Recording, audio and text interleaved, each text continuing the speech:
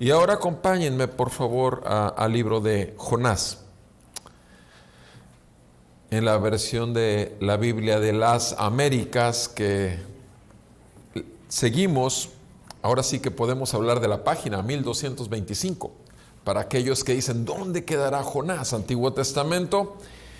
Jonás, y leo a partir del primer versículo, aun cuando en realidad estudiaremos con la gracia de Dios del versículo 7 al versículo 12. Escrito está en la palabra de nuestro Dios. Vino palabra del Señor a Jonás, hijo de Amitai, diciendo: levántate, ve a Nínive, la gran ciudad, y proclama contra ella, porque su maldad ha subido hasta mí. Pero Jonás se levantó para huir a Tarsis, lejos de la presencia del Señor. Y descendiendo a Jope, encontró un barco que iba a Tarsis. Pagó el pasaje y entró en él para ir con ellos a Tarsis, lejos de la presencia del Señor. Y el Señor desató sobre el mar un fuerte viento, y hubo una tempestad tan grande en el mar que el barco estuvo a punto de romperse. Los marineros tuvieron miedo y cada uno clamaba a su Dios, y arrojaron al mar la carga que estaba en el barco para aligerarlo. Pero Jonás había bajado a la bodega del barco, se había acostado y dormía profundamente. El capitán se le acercó y le dijo: ¿cómo es que estás durmiendo? Levántate, invoca a tu Dios. Quizás tu Dios piense en nosotros y no pereceremos. Y cada uno dijo a su compañero: vengan, echemos suertes para saber por causa de quién nos ha venido esta calamidad. Y echaron suertes, y cayó la suerte sobre Jonás. Entonces le dijeron: decláranos ahora por causa de quién nos ha venido esta calamidad. ¿Qué oficio tienes y de dónde vienes? ¿Cuál es tu tierra y de qué pueblo eres? Y él les respondió: soy hebreo y temo al Señor, Dios del cielo, que hizo el mar y la tierra. Los hombres se atemorizaron en gran manera y le dijeron: ¿qué es esto que has hecho? Porque ellos sabían que él huía de la presencia del Señor por lo que él les había declarado. Entonces le dijeron: ¿qué haremos contigo para que el mar se calme en torno nuestro? Pues el mar se embravecía más y más. Y él les dijo: tómenme y láncenme al mar, y el mar se calmará en torno suyo, pues yo sé que por mi causa ha venido esta gran tempestad sobre ustedes. Amén. Padre nuestro, te damos tantas gracias por esta palabra, porque un padre quiere lo mejor para sus hijos, y parte de esa bondad del padre a un hijo es enseñarlo en todos sus caminos. Gracias te damos porque así como esta palabra le habló al pueblo de Dios en el Antiguo Testamento, al pueblo de Dios en el Nuevo Testamento, el día de hoy sigue hablando el libro de Jonás a nuestro corazón. Por tu Santo Espíritu pedimos, Señor, que nos des revelación de tu palabra, que apliques este mensaje a nuestro corazón para que Jesucristo siga siendo formado en nosotros y aún para salvación de los perdidos, como sigues haciéndolo hasta el día de hoy, como lo hiciste en aquel tiempo con aquellos marineros. En el nombre de Cristo Jesús estamos pidiendo esto, porque sin ti sabemos que nada podemos hacer. En Cristo Jesús. Amén y amén. Pueden sentarse, por favor.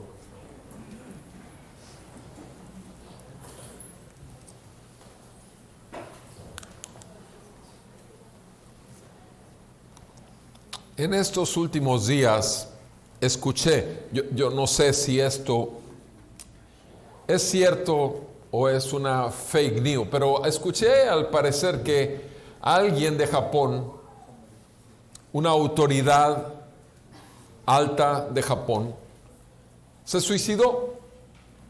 Se suicidó porque se sintió responsable de que la infección del coronavirus haya entrado a su país. Se suicidó. En el Oriente, nosotros estamos viviendo en Occidente, y en Oriente la sociedad se mueve mucho en una cultura de honor y vergüenza. No estamos acostumbrados aquí porque somos otra cultura, pero Oriente, toda la cultura de Oriente se mueve en el sentido de honor y vergüenza. El que un ministro y una autoridad del gobierno de Japón haya decidido quitarse la vida fue porque para él era más honorable pagar con su vida por no haber sido capaz de controlar la protección que le ha sido dada sobre su país, Japón. Repito, esto no sé si es real, a lo mejor ustedes lo saben, yo simplemente lo escuché. Pero si así fuera, no me parecería nada extraño, porque conozco que la cultura de Oriente se mueve en esto, honor y vergüenza. Pero aquí, en la cultura occidental, es diferente. Es diferente, por tan grande ego, es difícilmente se pueden manejar las cosas en esa línea. Pero precisamente aquí nos encontramos con un hombre que tiene un puesto muy alto, muy por encima de los puestos que hay en toda la tierra. El puesto alto y la autoridad que tiene este hombre llamado Jonás es la de ser un profeta. Profeta es directamente con Dios, de parte de Dios, traer un mensaje al pueblo de Dios. En este caso, el perfecto plan de Dios de mostrar su juicio a una gran ciudad con una gran pecaminosidad y una gran población. Ese era el plan. Y Jonás le fue dado el mandato, ya lo oímos en los primeros 3 versículos, que tenía que ir a cumplir con el mandato de parte de Dios de ir y anunciar el juicio de Dios.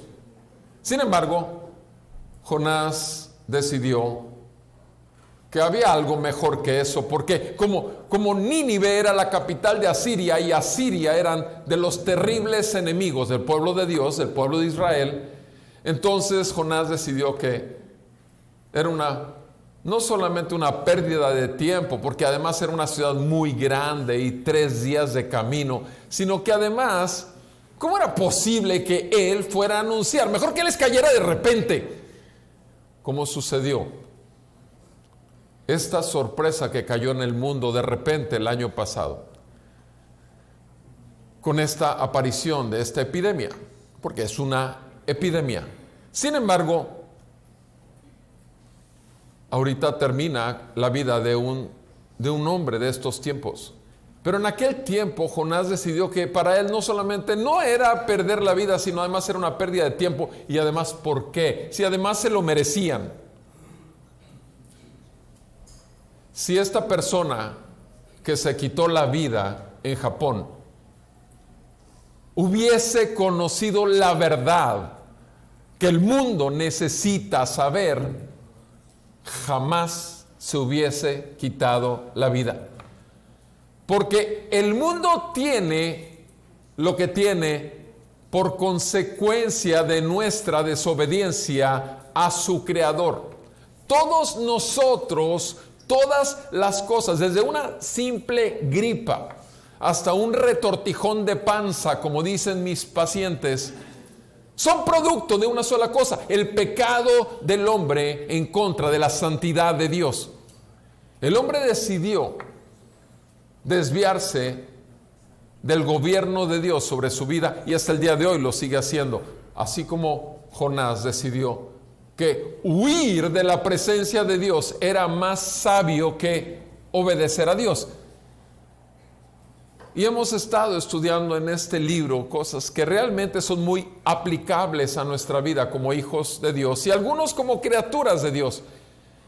El día de hoy, en la sección que estudiaremos del 7 al 12, podremos encontrar, si dividimos de 2 en 2 versículos, estos 6 versos que estudiaremos del 7 al 12, los primeros 2 versículos nos vamos a encontrar con la sorprendente verdad revelada.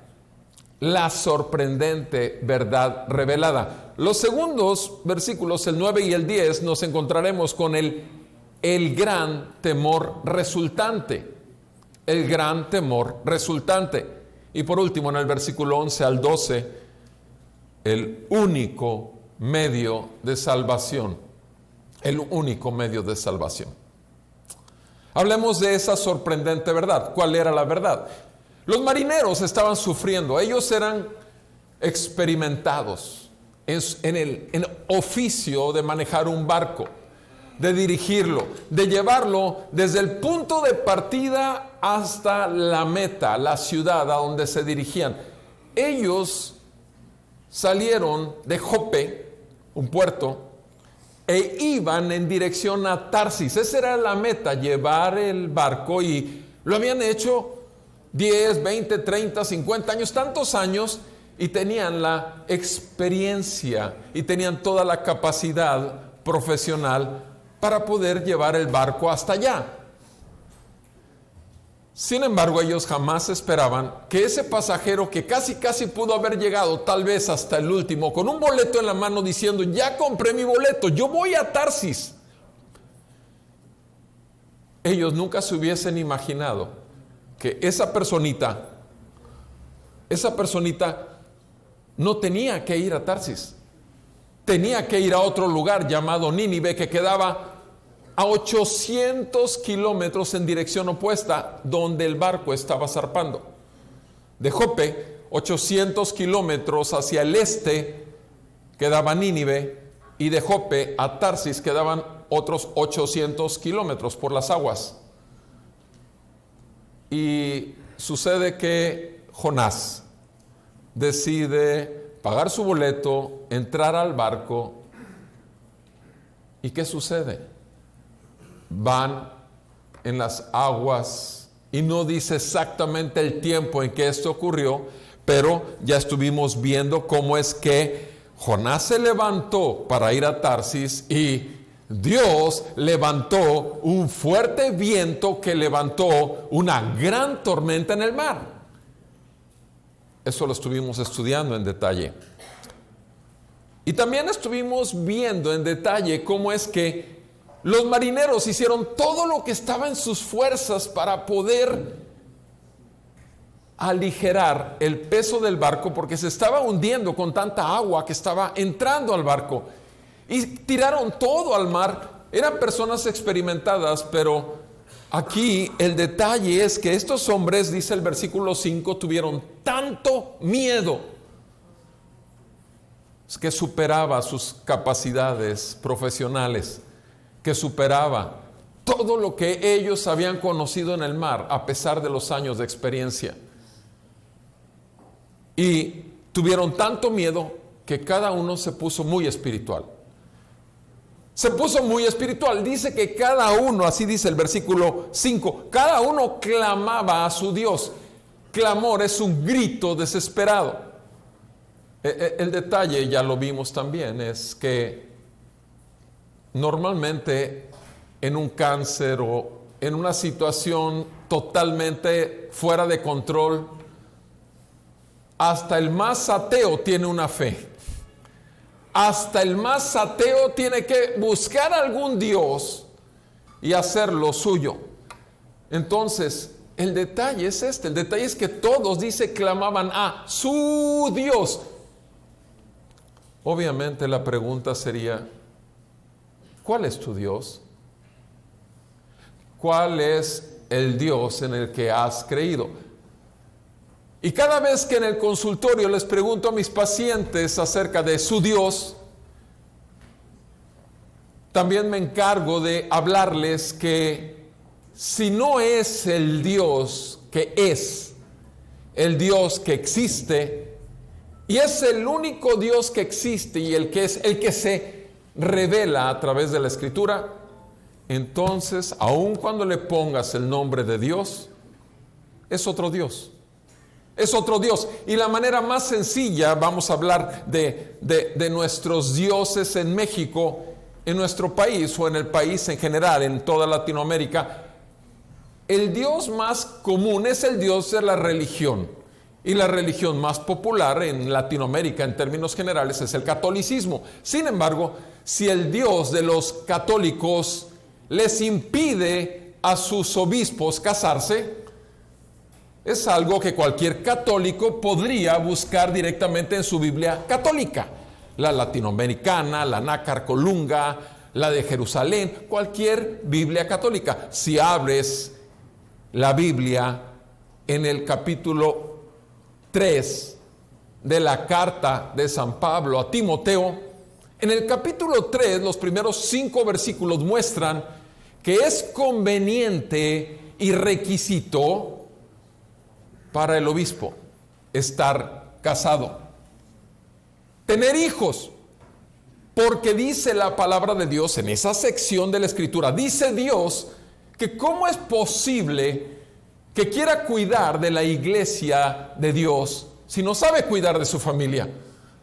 Ahora, repito, eso es tan sencillo como buscar 1 Timoteo capítulo 3 y leerlo los 5 horas.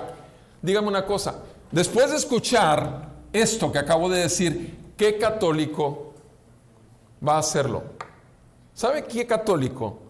Aquel que Dios mueva su corazón para conocer la verdad. Y entonces podrá vivir lo que dice Juan capítulo 8, versículo 33. Y conocerán la verdad. 33 y 34. Juan 8, 33 y 34. Y conocerán la verdad, y la verdad los hará libres. El detalle es que Jonás estaba encadenado a la verdad. Jonás estaba atrapado por la verdad, estaba envuelto en la verdad, porque la verdad llenaba su vida como siervo de Dios. Un verdadero creyente en Dios no solamente se vuelve un hijo de Dios por gracia y cuando le ha sido manifestada la verdad más terrible.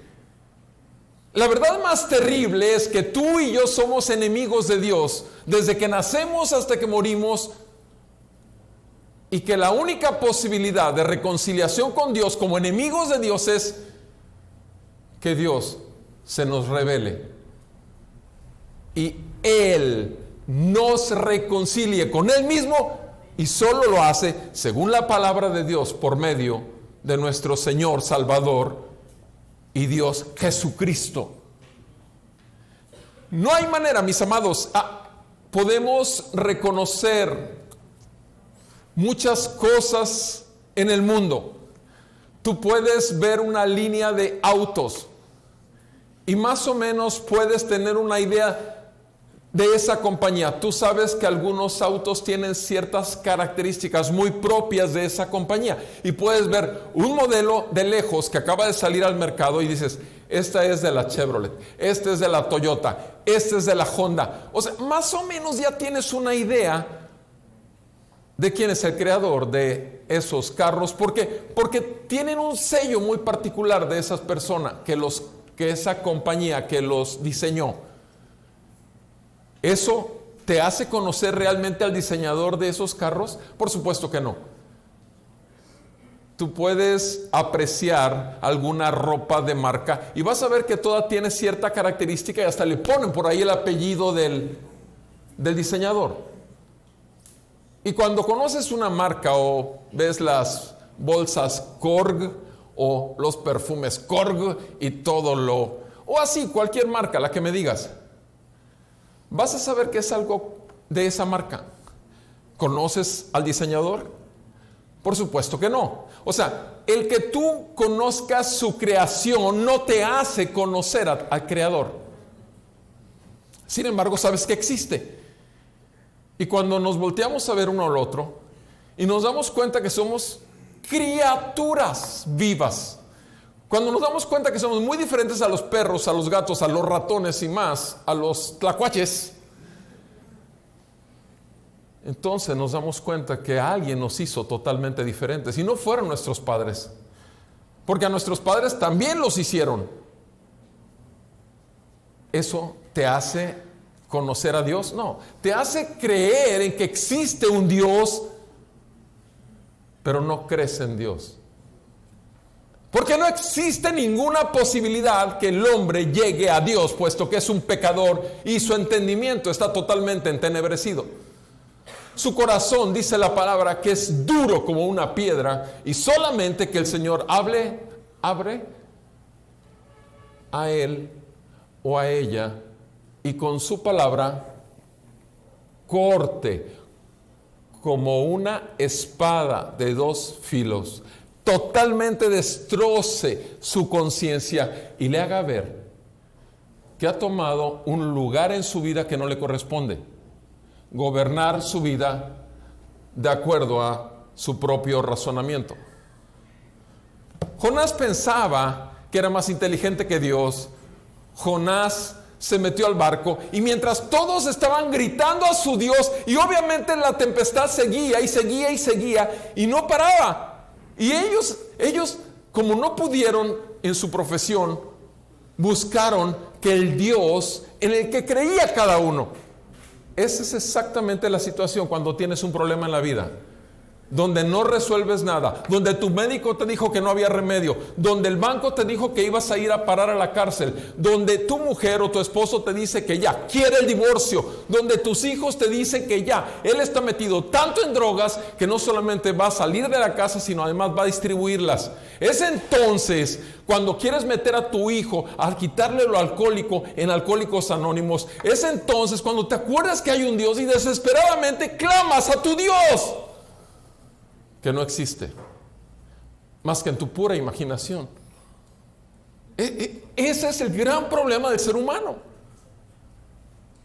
¿Y qué sucede? Estos están desesperadamente clamando. ¿Y el otro qué es? El verdadero creyente, el que sí conoce a Dios y cree en Dios porque es un instrumento de Dios, está totalmente dormido.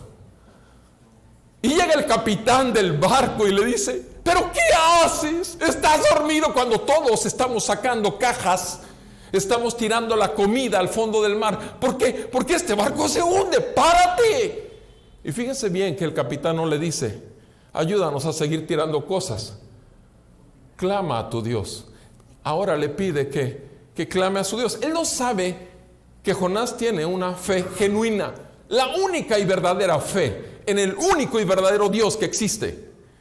Simplemente le dice: clama a tu Dios. Tal vez Él se acuerde de nosotros y evite que perezcamos, evite que muramos. Y es entonces en el versículo 7 y 8 cuando ocurre algo sorprendente. Dice en el versículo 7: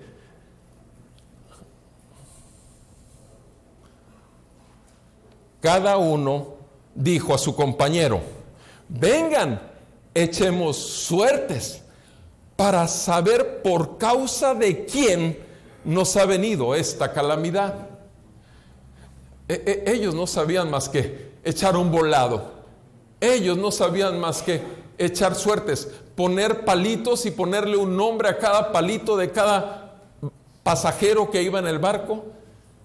¿Y porque ellos lo que sí entendían era esto: la relación causa-efecto, la relación de calamidad o desgracia tiene un causante.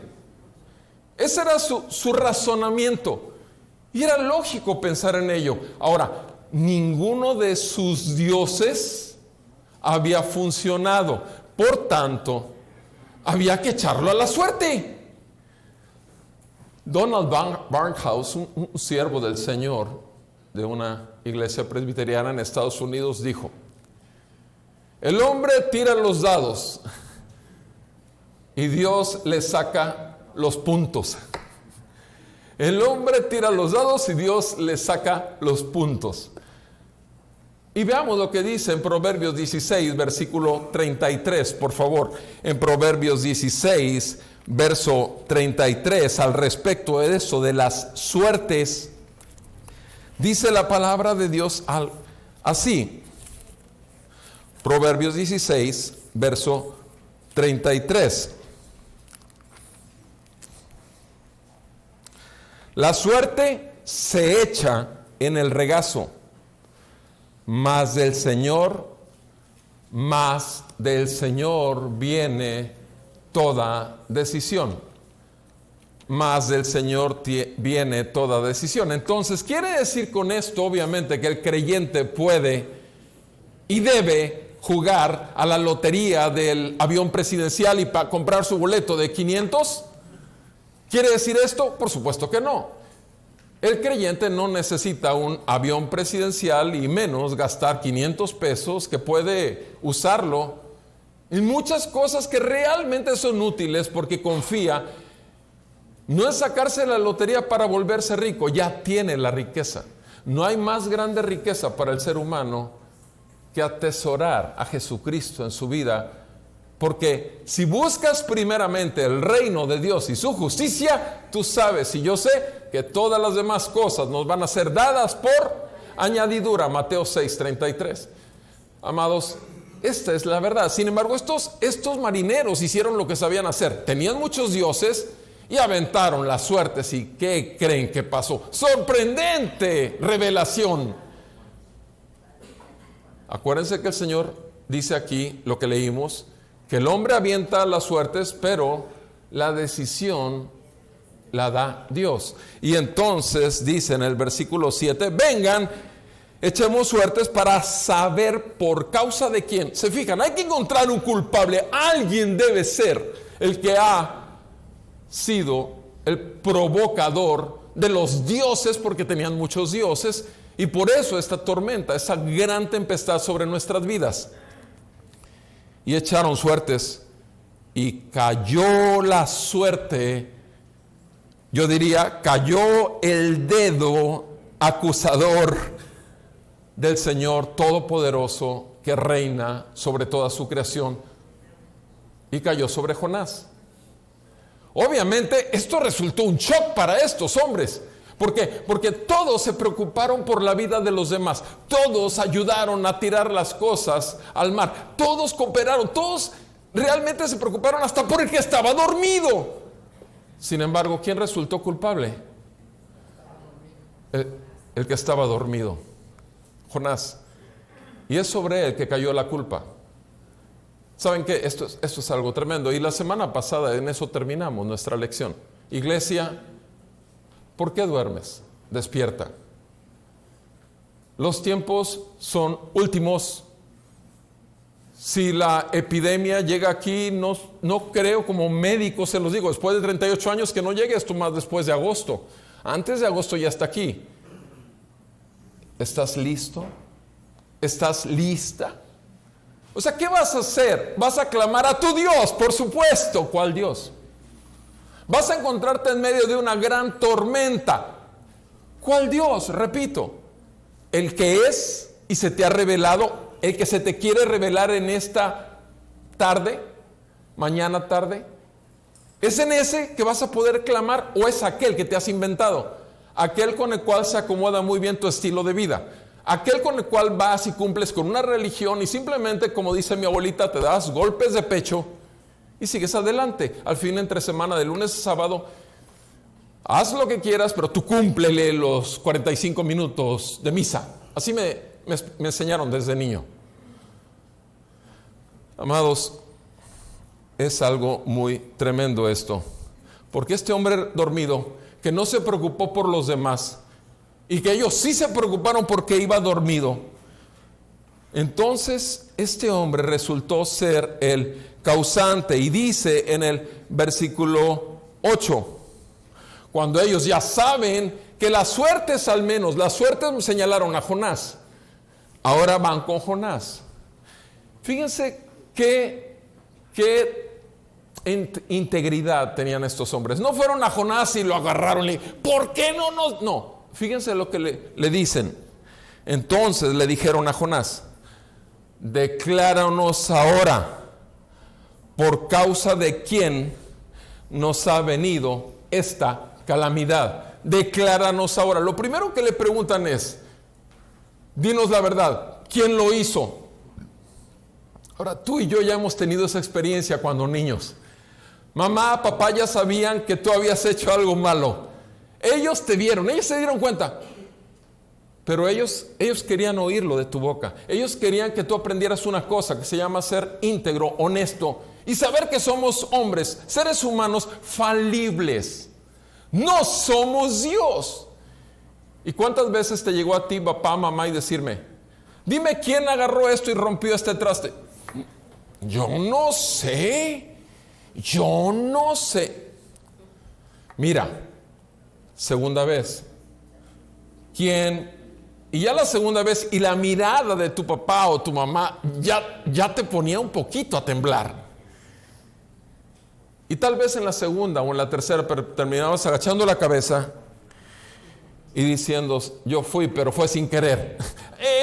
Esa es la salida última. Como ya te viste acorralado, fue sin querer. Jonás no había sido sin querer, fue con toda la intención. Trató con todas sus fuerzas de huir lejos de la presencia de Dios. ¿Te imaginas cuándo vas a poder hacer esto?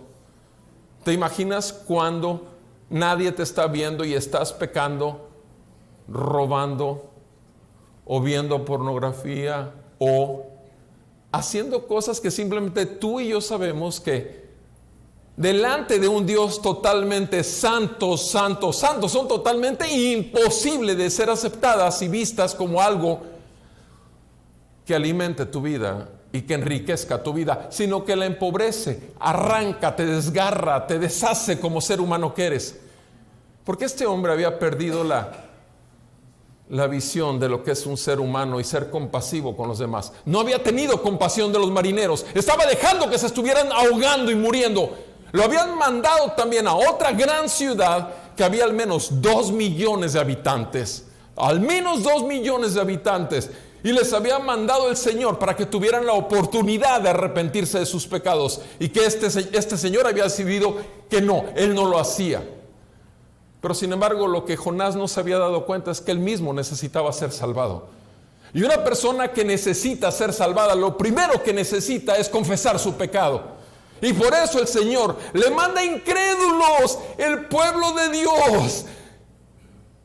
Es todos los cielos, la tierra, todos los habitantes de la tierra, el más ateo, el filósofo más filósofo, el psicólogo más psicólogo, el humanista más humanista, tiene y está bajo la autoridad de Dios, quiera o no, porque Dios es soberano, rey y señor sobre toda la creación, y no tiene que pedirle a nadie permiso. Prueba de esto es la revolcada que les estaba poniendo esa gran tormenta. Entonces le manda ahora un ejército. ¿De qué? Le manda una iglesia a Jonás y le dice: ¿por causa de quién? ¿Por causa de quién? Le están dando la oportunidad que confiese. Él tiene que reconocer que ha pecado. Él tiene que reconocer que se ha rebelado. Él tiene que reconocer que Él es el motivo por el cual se está deshaciendo el barco. Como tú y yo somos el motivo por el cual ese coronavirus salió en China. No tiene que ver China. Tiene que ver nuestro pecado, nuestra maldad. El hombre, el ser humano, está provocando cada vez más a Dios, y los niveles de maldad y los niveles de filosofía de vida y humanismo son cada vez más grandes, que somos exactamente igual que Nínive. Nuestra maldad ha subido hasta la santidad de Dios, y el Señor está a punto de derramar hasta la última gota de su ira. Pero Él quiere el arrepentimiento, no el juicio, de los que va a salvar. Y le dan la oportunidad. Confiesa, ¿por causa de quién ha venido esta calamidad? Primera pregunta, confiesa tu pecado. Segunda pregunta, ¿qué oficio tienes? ¿Qué oficio tienes? Soy profeta, soy así íntimo de Dios y doy el mensaje. Ni siquiera pudo responder, ni la primera, ni la segunda. No pudo decir que él conocía al único Dios verdadero, como tampoco pudo decir realmente soy profeta, porque ¿cuánta gente está ahorita delante de un púlpito haciéndole creer a sus oyentes de dioses falsos, de un Dios que se vuelve tu sirviente, de un Dios que quiere mantener tu vida gozosa y contento, de un Dios que está dispuesto a darte todo porque lo mereces, de un Dios que te dice, vales tanto que Jesucristo murió por ti? ¡Wow! Pero no te dice lo que dice Ezequiel capítulo 36. No es por ustedes, sino por amor a mi nombre. No es por ustedes, sino para recuperar y mostrar cuál es mi gloria.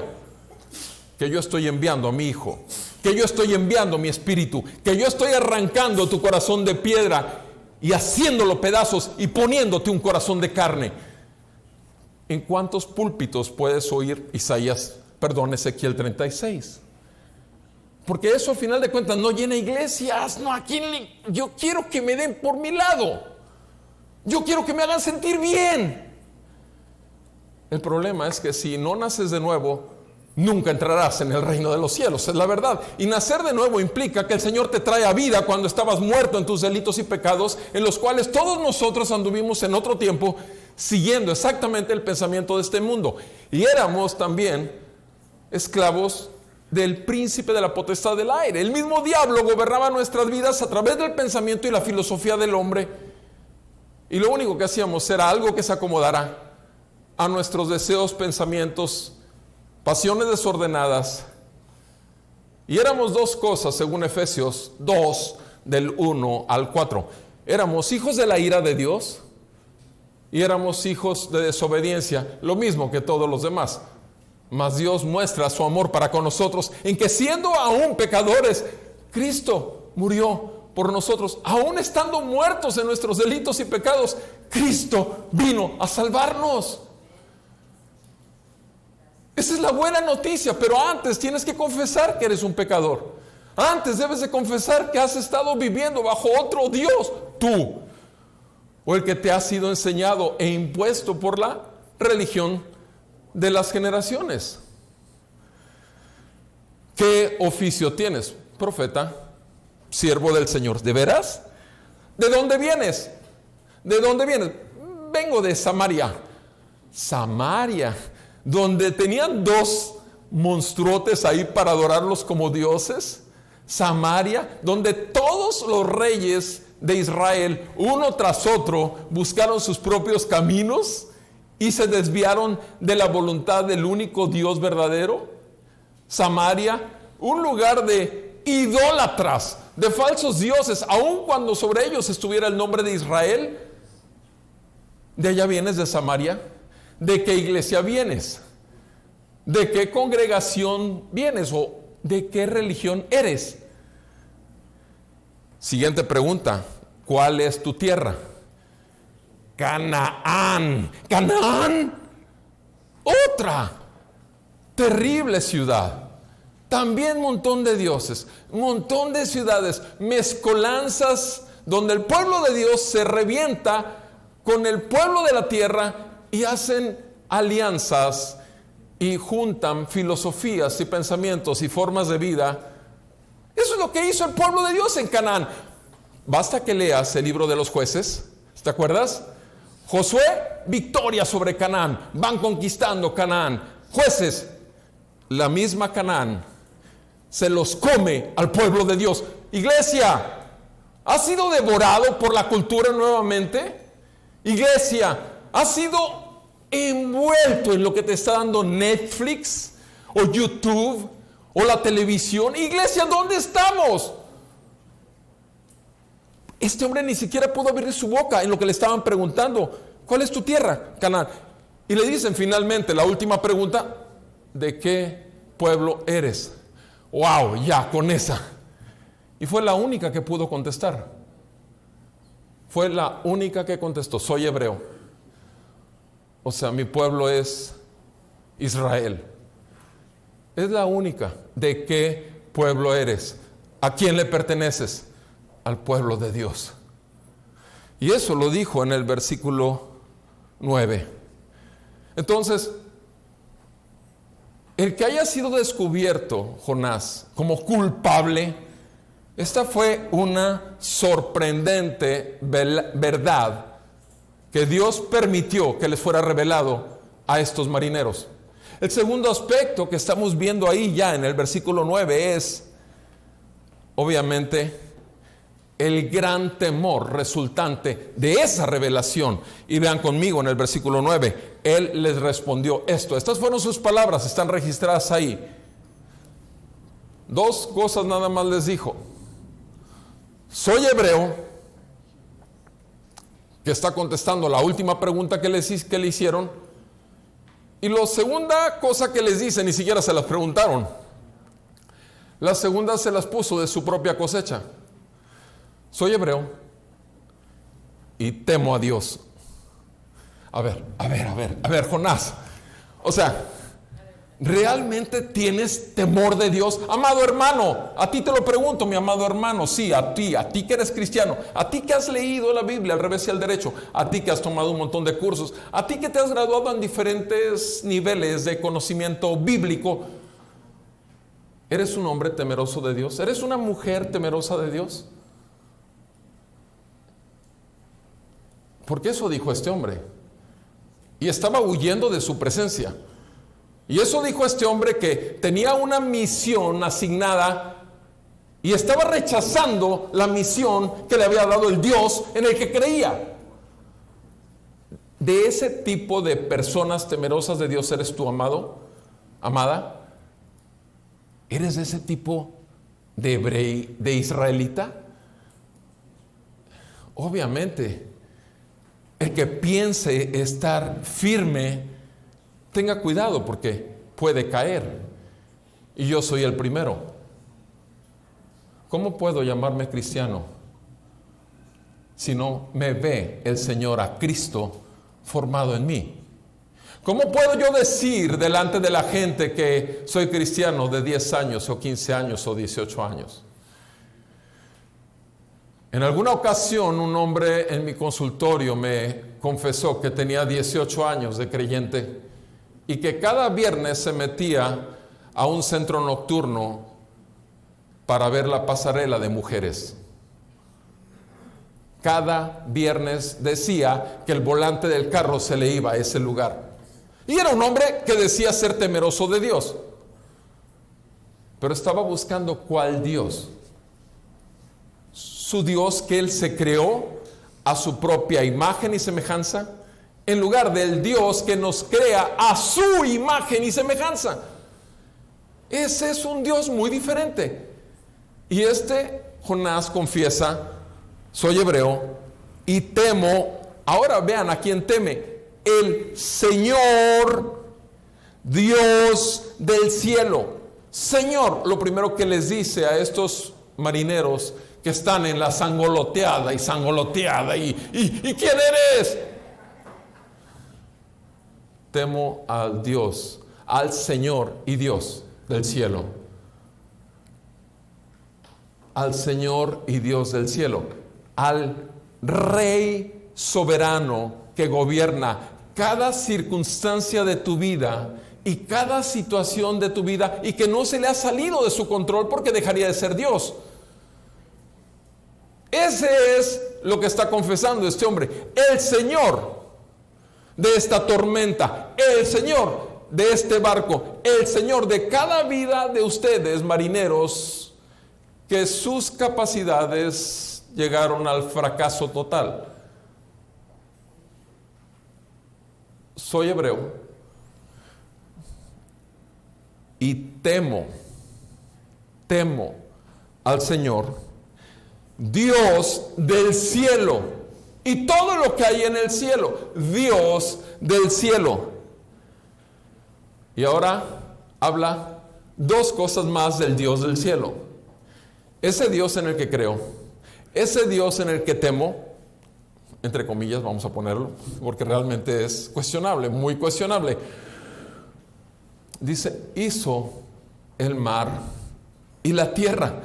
Ese Dios en el que yo creo hizo el mar y la tierra. ¿Qué está diciendo?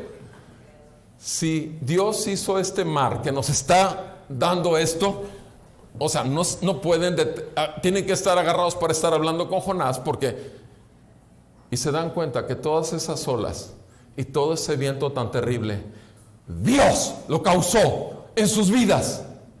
Esa gran tormenta, Dios la causó en sus vidas, porque Él es el Dios del cielo y de la tierra. Él es el Dios de los mares.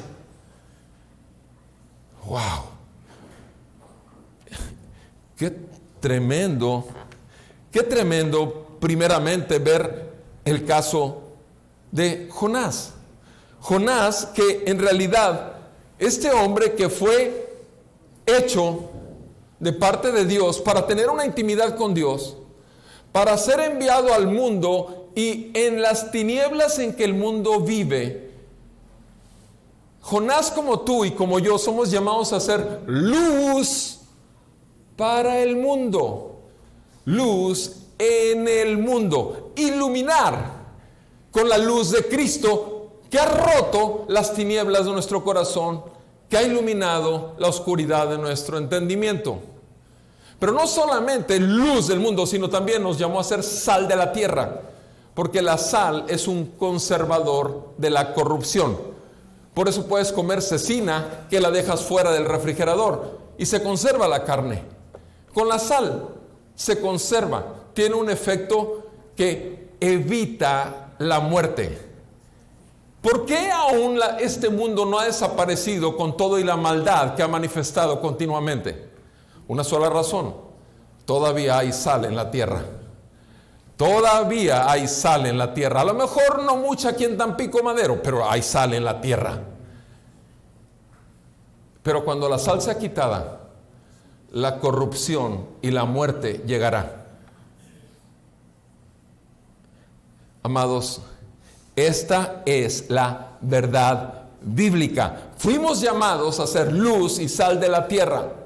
No a presumir que somos temerosos de Dios, no a presumir que hemos conocido la Biblia, no, a vivir como la luz y la sal, andar en el Espíritu, guiados por el Espíritu Santo que nos trajo a vida, y no seguir los deseos de la carne, porque los deseos de la carne te dicen: huye, huye, huye de la presencia de Dios. No sigas eso, no seas tan extremista, eres un radical, eres un legalista, eres un religioso. Palabras directas del mismo infierno. Porque a Cristo Jesús, por vivir una vida radical, lo llevaron a la cruz. ¿Dónde quieres terminar tú, mi amado hermano? ¿Levantado en hombros, paseado por el estadio como un victorioso? Amados, ya existe un victorioso y está sentado en su trono y se llama Jesucristo. Y no eres tú, ni soy yo. Este hombre dice eso: soy temeroso, soy hebreo, mi Dios hizo el cielo, el mar y la tierra. Versículo 10. ¿Y qué pasó como resultado de esta confirmación de la gran y asombrosa revelación? ¿Qué pasó?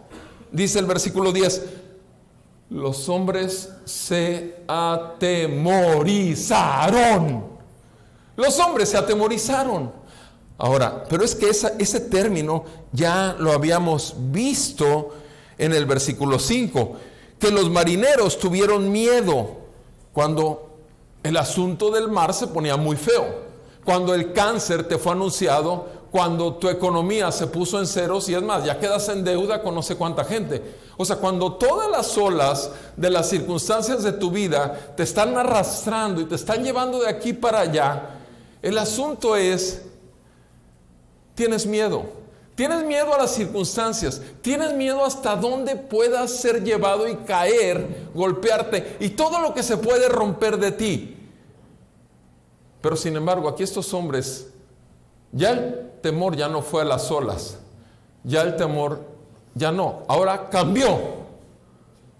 Dice que al escuchar esas palabras, en versículo 10, los hombres se atemorizaron. ¿Cómo? En gran manera. En el otro dice, en el 5, que tuvieron miedo. Los estaba sobrepasando la tormenta a sus capacidades de oficio. Pero aquí el asunto es que fue un temor en gran manera. Ya no fue a las olas. Ahora fue al Dios que les estaba siendo revelado, al Dios que les estaba exponiendo. Yo gobierno cada ola que está sobre tu vida, cada viento que llega a tu vida, cada alimento que llega a tu mesa, cada uno de tus latidos del corazón, cada una de tus células de defensa de tu cuerpo. Yo las gobierno todas ellas. Eso los llenó de temor. Un temor reverente, un temor de: ese es el Dios. Con razón nuestros dioses no respondieron, porque no eran el Dios. No eran el único que es el Dios de los cielos, el que hizo el mar y la tierra. No era. Mi amado, antes de que vayamos de regreso a nuestro Creador, necesitamos conocer al Dios que te creó. Y la única manera es a través de su palabra. Y la única manera es que por su Espíritu tú vengas a arrepentimiento de tus pecados. Tú vengas a ponerte y confesar que tú eres el causante de todas las desgracias de tu vida, porque no merecemos nada y lo tenemos todo en Cristo Jesús. Eso se llama gracia, mi amado. Gracia es recibir tanto sin merecer nada. Pero tenemos tan grande la misericordia de Dios que Él no nos ha pagado conforme a todo lo que sí hemos hecho en contra de Él. Y si no reconocemos eso cada día que abrimos nuestros ojos, entonces no entendemos ni siquiera para qué es esta vida, porque no es para buscar la felicidad. Es para que la felicidad nos encuentre y se nos manifieste y te diga: todo está perdonado. Todo fue puesto en Cristo, mi Hijo. Él vino ya en carne, en semejanza a ti, pecador, pero no pecó. Fue tentado en todo, pero sin pecado. Y fue esa cruz, porque alguien tenía que pagar. Soy un Dios santo, justo, que no dejo por inocente al culpable. Y decidí poner a mi Hijo. Y Él decidió entregar su vida. Y entregarla voluntariamente. Ahora, amado, si esto no te lo encuentras a Dios hablándotelo a ti en forma personal, repito, no vas a saber jamás si tienes todo el dinero del mundo, si tienes todas las capacidades y doctorados o grados, si tienes todo lo que puedas tener, pero si no tienes a Cristo, eres el hombre más pobre y miserable en toda la tierra. Y si eres un cristiano como Jonás, que ha menospreciado su misión en este mundo, tu vida va a ser una vida totalmente igual de miserable que la del incrédulo que sigue otros dioses. ¿Por qué? Porque jamás podrás vivir en el gozo de tu salvación si no cumples aquello para lo cual fuiste creado. Y tú y yo fuimos creados para una sola cosa: manifestar su gloria, vivir para Él, movernos en Él y proclamarlo a Él. No nos interesa nuestro nombre, sí nos interesa que la gente conozca a Jesucristo es el Señor y Dios de toda la tierra. Y si no lo podemos hacer, tenemos un problema. ¿Con quién queremos quedar bien? ¿Con quién? Jonás se vio descubierto. No pudo huir de la iglesia entera que le mandó el Señor. Una nueva iglesia que estaba siendo formada apenas, estaba viniendo a vida. De repente el temor de Dios llegó a todos ellos. Y vamos a ver el próximo domingo cómo todos confiesan que ese es el Señor y muestran que fueron salvados por Dios. ¿Qué pasa con estos hombres en el versículo 10? Y estamos en ese gran temor resultante. Le dijeron a él, a Jonás: ¿qué es esto que tú has hecho? ¿Por qué? Dice ahí, porque ellos sabían, ahora sí, lo oyeron de su propia boca, que él huía de la presencia del Señor. ¿Por qué? Porque él mismo se los había declarado. ¿Se fijan? Él tuvo que confesar su pecado. Y entonces ellos ya ahora sí tuvieron el temor del Dios de Jonás. Versículo 11. El tercer aspecto. Bueno, ¿y ahora qué hacemos con esta información? ¿Qué hacemos? Eso dijeron exactamente el pueblo de Israel cuando Pedro les dijo: ese hombre llamado Jesús, ese hombre que ustedes clavaron en una cruz, fue por el predeterminado consejo de Dios, pero ustedes lo mataron. ¿Y cuál fue la respuesta de los judíos en el primer capítulo del libro de los Hechos? ¿Qué tenemos que hacer? Les entró un pavor santo y le preguntaron: ¿qué tenemos que hacer? ¿Y cuál fue la respuesta de Pedro? Arrepiéntanse y bautícense para perdón de sus pecados. Y estos hombres entonces, en el versículo 11 y 12, ahora dicen: bueno, ya tenemos esto y ahora vamos a hablar de ese único medio de salvación, de esa gran tormenta. Entonces le dijeron: ¿qué haremos contigo para que el mar se calme en torno nuestro? ¿Qué haremos contigo para que esta tormenta se acabe?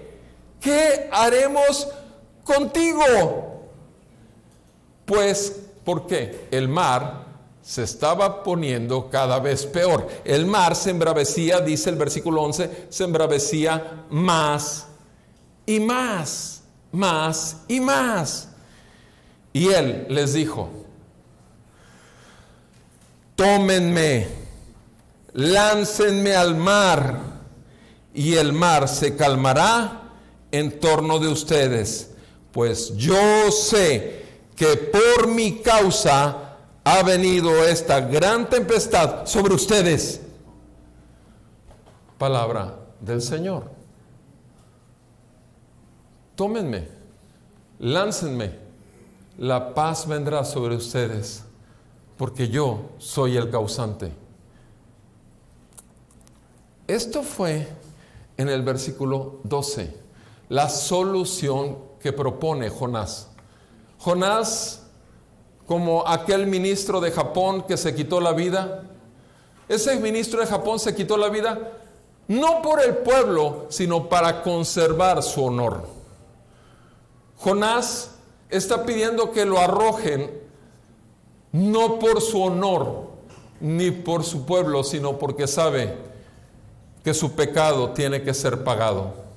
Ahora, ¿era la única posibilidad de salvación? Eso lo revisaremos el próximo domingo. ¿Era la única posibilidad? Sí, realmente era la única posibilidad de salvación de esos marineros. Pero precisamente eso nos lleva a palabras de nuestro Señor Jesús en Juan capítulo 10, versículo 14 al 18. Nuestro Señor Jesús dijo claramente esto. Juan capítulo 10. Dice el Señor Jesús hablando de aquel pueblo que es más allá de las fronteras de Israel, los tampiqueños, los maderenses, los chilenos, los argentinos y todo el pueblo de Latinoamérica y otros más, por supuesto. Dice en el versículo 14, Jesucristo hablando: yo soy el buen pastor y conozco mis ovejas y las mías me conocen. De igual manera que el Padre me conoce y yo conozco al Padre, y yo doy mi vida por las ovejas.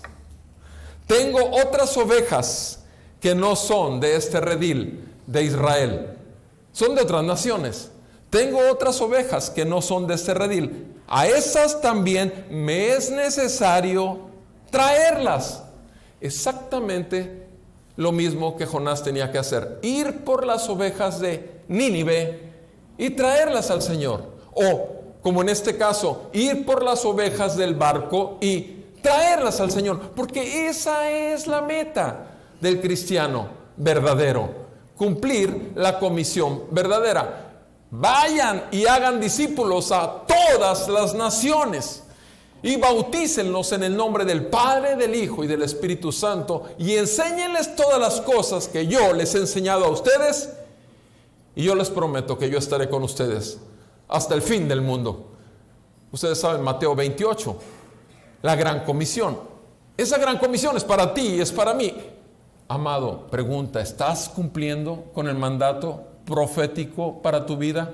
Porque eres un mensajero de parte de Dios. Tienes intimidad con Dios y tienes que dar el mensaje de Dios. Es tu llamado y es mi llamado.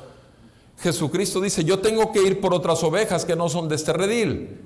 Versículo 16, estamos en Juan 10, 16.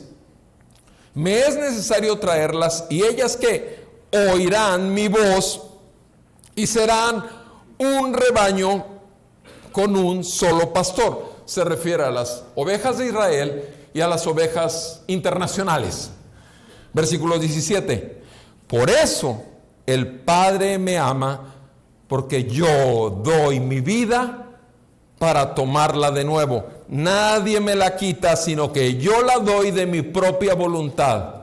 Versículo 18. Tengo autoridad para darla y tengo autoridad para tomarla de nuevo. Este mandamiento recibí de mi Padre. Miren, amados, nuestro Señor Jesús recibió un mandamiento y lo cumplió. No tuvo que huir de la presencia de su Padre. Fue enviado por su Padre, pero también voluntariamente fue el que ofreció su vida. Romanos 12:1, ¿qué dice el apóstol Pablo escribiéndole a los creyentes en Roma? Por las misericordias de David, por las misericordias que ustedes han recibido a través de la palabra profética del Antiguo Testamento, por todas las misericordias, por la falta de castigo de ustedes, les ruego que presenten sus cuerpos en un sacrificio vivo, santo, agradable a Dios, que es el motivo de nuestra alabanza racional.